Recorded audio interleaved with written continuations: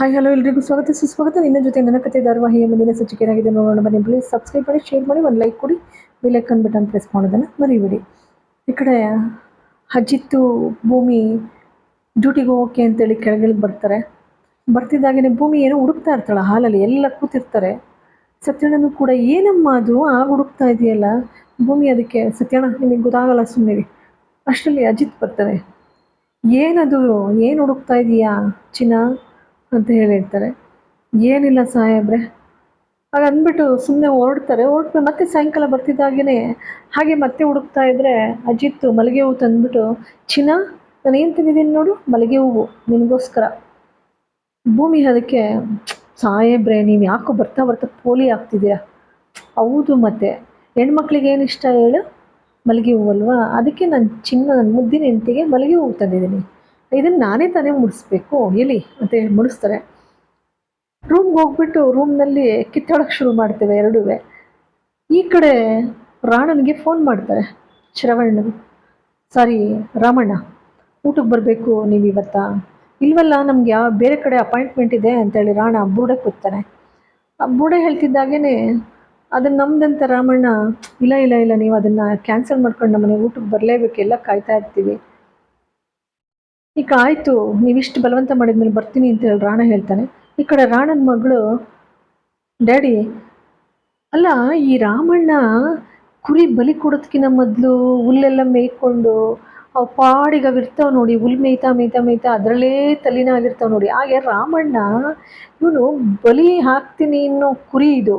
ಆ ಬಲಿ ಆಗೋ ಕುರಿ ಆಗಿದ್ರು ಕೂಡ ಎಷ್ಟು ಸಂತೋಷ ಪಡ್ತಾ ಇದ್ದಾನೆ ನೋಡಿ.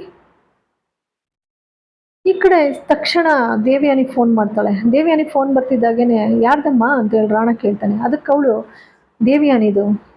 ಸರಿ ಲೌಡ್ ಸ್ಪೀಕರ್ ಕೊಡು. ಲೌಡ್ ಸ್ಪೀಕರ್ ಕೊಡ್ತಿದ್ದಾಗೇ ಈ ಕಡೆ ಪಾಪಿ ದೇವಯಾನಿ ಅವಳ ಅಶ್ವಿನಿ ಉಂಡು ಮನೆಗೆ ಕನ್ನ ಬಗಿತಾ ಇದ್ದಾರೆ ಪಾಪಿಗಳು. ಇವ್ರ ನಾಶ ಮೊದಲಾಗಬೇಕಿಲ್ಲಿ.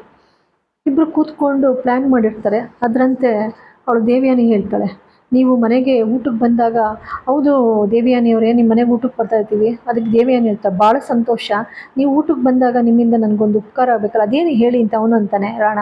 ಅದಕ್ಕೆ ಇವಳು ಹೇಳ್ತಾಳೆ, ಈ ಬಂಗ್ಲೆನ ಪ್ಲೆಡ್ಜ್ ಮಾಡಿಕೊಡಿ ಅಂತ ಕೇಳಿ ನೀವು. ಅದಕ್ಕೆ ರಾಣ, ಇದರಿಂದ ಏನು ಬೆನಿಫಿಟ್ಟು, ನೀವು ಇಡೀ ಭೂಮಿನ ಇಡೀ ಆಸ್ತಿ ಎಲ್ಲ ನಿಮ್ಮ ಕೈ ವಶ ಮಾಡ್ಕೋಬೇಕು ಅಂತಾನಾ? ಅದಕ್ಕೆ ದೇವಿಯಾನಿ ಹೇಳ್ತಾಳೆ, ನಿಧಾನಕ್ಕೆ ಇದನ್ನು ನಾನು ವಶ ಮಾಡ್ಕೊಡ್ತೀನಿ, ಬಿಡಿಸ್ಕೊಡ್ತೀನಿ. ನಮ್ಮ ಅತ್ತೆಗೆ ಭಾಳ ಸೆಂಟಿಮೆಂಟ್ ಈ ಮನೆ ಮೇಲೆ, ಈ ಬಂಗ್ಲೆ ಮೇಲೆ.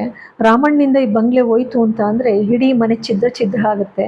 ಅದೇ ನನಗೆ ಬೇಕಾಗಿರೋದು. ಅದಕ್ಕೆ ಆ ಕಡೆ ರಾಣ ಹೇಳ್ತಾನೆ, ನಿಮ್ಮಂಥವ್ರು ನನಗೆ ಮೊದಲು ಸಿಕ್ಬಿಟ್ಟಿದ್ರೆ ಪಾರ್ಟ್ನರ್ ಆಗಿಬ್ರು ಜೋಡಿ ಎಷ್ಟು ಚೆನ್ನಾಗಿರ್ತಿತ್ತು ಗೊತ್ತಾ. ಅದಕ್ಕೆ ಅವಳು ಹೇಳ್ತಾಳೆ ಮಗಳು, ಹೌದು ತುಂಬ ಚೆನ್ನಾಗಿರ್ತಿತ್ತು, ನೀವು ಎಷ್ಟು ಚೆನ್ನಾಗಿ ಪ್ಲ್ಯಾನ್ ಮಾಡ್ತೀರಾ. ಸರಿ, ಆನಂತರ ಇವ್ರಿಗೆ ಯಾರಿಗೂ ಕೂಡ ಅದ್ರ ಅರಿವೇ ಇಲ್ಲ. ಅವ್ರನ್ನ ಊಟ ಕರಿತಾ ಇದ್ದಾರೆ. ಕಳ್ಳರನ್ನ ಈ ಬೀದಿಲಿ ಹೋಗೋ ಮಾರಿ ಮನೆ ಹೋಗ್ತು ಅಂತ ಅನ್ನೋ ಹಾಗೆ ಮನೆಗೆ ಕೂಡ್ಕೊಳ್ತಾ ಇದ್ದಾರೆ.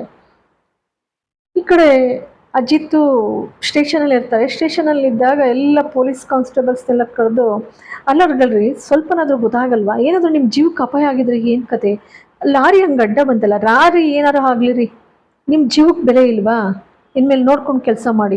ಇದನ್ನು ನೋಡಿ ಮೇಡಮ್ಮು, DYSP ಮೇಡಮ್ ಎಷ್ಟು ನನಗೆ ಬೈದ್ರು ಗೊತ್ತಾ, ಇನ್ಮೇಲೆ ಈ ಥರ ಆಗಬಾರ್ದು. ಆ ಕಡೆ ಹೋಗ್ತಿದ್ದಾಗೇ ಭೂಮಿ ಬಂದ್ಬಿಟ್ಟು, ಏನು ಸಾಹೇಬ್ರೆ ಪಾಪ ಆಗ ಬೈತಿರಲ್ಲ. ಅಜಿತ್ ಹೇಳ್ತಾನೆ, ಸುಮ್ಮನೆ ಬಾಯಿ ಮುಚ್ಕೊಂಡು ನಿಂತ್ಕೊಂಡು ಸರಿ, ನೀನು ಟೀ ಹೇಳಿ ಎಷ್ಟೊತ್ತಾಯಿತು ನಿನಗೆ. ಭೂಮಿ ಹೇಳ್ತಾಳೆ, ಹಾಲು ಕಾಯಿಸ್ತಾ ಇದ್ದೆ ನೀವು ಬಂದಾಗ, ಹಾಲಿಗೆ ಟೀ ಪುಡಿ ಹಾಕಿ, ಸಕ್ಕರೆ ಹಾಕಿ, ಏಲಕ್ಕಿ ಹಾಕಿ ಸ್ಪೆಷಲ್ ಟೀ ಮಾಡಿಕೊಡ್ಬಾರ್ದಾ? ಅಜಿತ್ ಕೂತ್ಕೊಳ್ತಾನೆ, ಹೌದಪ್ಪ ಹೆಣ್ಮಕ್ಳು ಕಷ್ಟ ನಿಂಗೆ ಏನು ಗೊತ್ತಾಗಬೇಕು ಅಜಿತ್ ಹೇಳ್ತಾರೆ, ಇತ್ತೀಚೆಗೆ ಯಾಕೋ ನಿಮ್ಗೆ ಜಾಸ್ತಿ ಆಯ್ತಲ್ವ ಭೂಮಿ ನಯಿಸ್ಕೊಳ್ಳೋದು. ಅದಕ್ಕೆ ಸತ್ಯನೇ ಹೇಳ್ತಾರೆ, ಎಷ್ಟೇ ಆಗಲಿ ನಾನು ದೇವ್ರು ಕೊಟ್ಟು ತಂಗಿ ಅಲ್ವಪ್ಪ, ನನ್ನ ತವ್ರ ಮನೆ, ಅವಳಿಗೆ ನನ್ನ ಮನೆ ತವ್ರ ಮನೆ ಇದ್ದಾಗೆ, ಹಾಗಾಗಿ ನಾನು ಪರ ವಹಿಸ್ಕೊತಿದ್ದೀನಪ್ಪ, ಆಯ್ತಾಗ್ಬಿಡಿ ಅಂತೇಳಿ ಅಜಿತ್ ಹೇಳ್ತಾರೆ. ಸರಿ, ಎಲ್ಲರೂ ಮನೆಗೆ ಬರ್ತಾರೆ. ಮನೆಗೆ ಬಂದಮೇಲೆ ಇಲ್ಲಿ ಡೈರಿ ಬರಿತಾ ಕೂತ್ಕೋತಾಳೆ ಭೂಮಿ.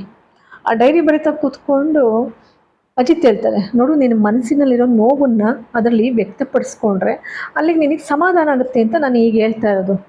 ಆಯಿತು ಬಿಡಿ, ಬರಿತೀನಿ. PUCಲಿ ನಾನು ಎಲ್ಲ ಸಬ್ಜೆಕ್ಟ್ನೂ ಓದಿದ್ದೀನಿ, ಮ್ಯಾಥಮೆಟಿಕ್ಸು, ಇಂಗ್ಲೀಷು, ಸೈನ್ಸು ಎಲ್ಲ ಓದಿದ್ದೀನಿ ಗೊತ್ತಾ. ಬರೆಯೋಕ್ಕೆ ಶುರು ಮಾಡ್ತಾಳೆ. ನನ್ನನ್ನು ಮದುವೆ ಆಗಿರೋದು ಅಜಿತ್ ಸಾಹೇಬ್ರು ಸಾಹಿತ್ಯನ ಮರೆಯೋಕಲ್ಲ. ಅವ್ರು ಮದುವೆ ಆಗಿರೋದು ಅಂಜನನ್ನ ಎಲ್ಲಿ ಮದುವೆ ಆಗಬೇಕಾಗುತ್ತೋ ಅಂತೇಳಿ ಅದನ್ನು ತಪ್ಸೋಕ್ಕೋಸ್ಕರ. ಈಗ ನೋಡು ನನ್ನ ಮೇಲೆ ಎಷ್ಟು ದೌರ್ಜನ್ಯ ದಬ್ಬಾಳಿಕೆ ಮಾಡ್ತಾರೆ. ಸ್ವಲ್ಪನೂ ಕರುಣೆನೇ ಇಲ್ಲ ಇವರಿಗೆ. ನನಗೆ ಅಳು ಬರ್ತಾ ಇದೆ ಅಂತೇಳಿ ನಟ್ಟೆ ಮಾಡೋಕ್ಕೆ ಶುರು ಮಾಡ್ತಾಳೆ. ಅಜಿತ್ ತಕ್ಷಣ ಒಂದು ಡೈರಿ ಕಿತ್ಕೊಳಕ್ಕೆ ಹೋಗ್ತಾರೆ. ಭೂಮಿ ಬೆಡ್ ಮೇಲೆ ಹೋಗಿ ಮಲಕ್ಕೋತಾಳೆ, ಅಲ್ಲಾಡ್ತಾಳೆ, ಇಲ್ಲಿ ಓಡಾಡ್ತಾಳೆ. ನಾನು ಕೊಡಲ್ಲ ಅಂದಮೇಲೆ ಕೊಡಲ್ಲ. ಅದಕ್ಕೆ ಅಜಿತ್ ಹೇಳ್ತಾರೆ, ನನಗೆ ಹೆಂಗೆ ಕಿತ್ಕೋಬೇಕು ಅಂತ ಗೊತ್ತಿದೆ, ನೋಡಿಲಿ ಅಂತೇಳಿ ಪಟ್ ಅಂತ ಕಿತ್ಕೊಳ್ತಾರೆ. ಭೂಮಿ, ಮೋಸ ನಿಮ್ಮದು, ಮೋಸ. ಏನು ಮೋಸ? ಡೈರಿ ಕಿತ್ಕೊಳ್ಳೋದು. ಡೈರಿ ನೋಡ್ತಾರೆ ಖಾಲಿ ಇರ್ತದೆ. ಅಂದರೆ ಅಜಿತ್ ಭೂಮಿನ ಲೇ ಮೆಂಟ್ಲು, ಏನು ಬರದೇ ಇಲ್ಲ. ಭೂಮಿ ಗಹಗಹಿಸ್ ನಗ್ತಾಳೆ. ಇದೇ ಮತ್ತೆ ನಮ್ಮಪ್ಪ ಉಪೇಂದ್ರ ಅವ್ರ ಸಿನಿಮಕ್ಕೆ 4 ಸಲ ಕರ್ಕೊಂಡೋಗಿದ್ರು. ಬುದ್ಧಿವಂತರ ಲಕ್ಷಣ ಅಂದರೆ ಇದೇನಾ ನೋಡಿ, ಹೇಗೆ ಗುಲ್ಡು ಮಾಡಿದೆ ನಿಮ್ಮನ್ನು. ಅಂದರೆ ಕೆಳಗಿಳಿಗೆ ಬರ್ತಾರೆ. ಬಂದಮೇಲೆ ಎಂದಂತೇಳಿ ಕೆಳಗಿಳಿಗೆ ಬಂದರೆ ಅವ್ನು ಮಲ್ಲಿಗೆ ಹೂ ತಂದಿರ್ತಾರೆ ಅಜಿತ್ತು. ಚಿನ್ನ ಎಲ್ಲಿ ಮಲ್ಲಿಗೆ ಹೂ ಮುಡಿಸ್ತೀನಿ ಎಲ್ಲಿ? ಭೂಮಿ ಹೇಳ್ತಾಳೆ, ಪೋಲಿ ಆಗ್ತಾ ಇದ್ರಪ್ಪ ಇತ್ತೀಚೆಗೆ. ಅಜಿತ್ ಹೇಳ್ತಾನೆ, ಚಿನ್ನ, ಹೆಂಡತಿಗೆ ಹೂ ತರೋದು ಸರ್ವೇ ಸಾಮಾನ್ಯ ಅಲ್ವಾ? ನಾನು ನಿನ್ನ ಹೆಂಡ್ತಿಗೆ ಹೂ ಮಾಡಿಸ್ಬೇಕಲ್ವಾ? ಇಲ್ಲಿ ತಿರುಗು ಈ ಕಡೆ. ಇಬ್ಬರ ಅನ್ಯೋನ್ಯತೆ ನೋಡ್ತಾ ಇದ್ದರೆ ಹೊಟ್ಟೆ ಉರಿ ಪಟ್ಕೊಳ್ತಾ ಇರ್ತಾರೆ ಕೂತಿರೋರು ಎಲ್ಲರೂ. ಆದರೆ ಇವ್ರು ಮಾಡಿರೋ ಕೆಲಸ ನೋಡಿದರೆ ಬೀದಿಲಿ ಹೋಗೋ ಮಾರಿ ಮನೆಗೆ ಬಂದು ಸೇರು ಅನ್ನೋ ಹಾಗೆ ಕಳ್ಳ ಕಾಕರನ್ನೆಲ್ಲ ಈ ಮೊದಲೇ ಕುತಂತ್ರಿಗಳನ್ನ, ಮೋಸಗಾರರನ್ನ ಮನೇಲಿ ಇಟ್ಕೊಂಡಿದ್ದಾರೆ.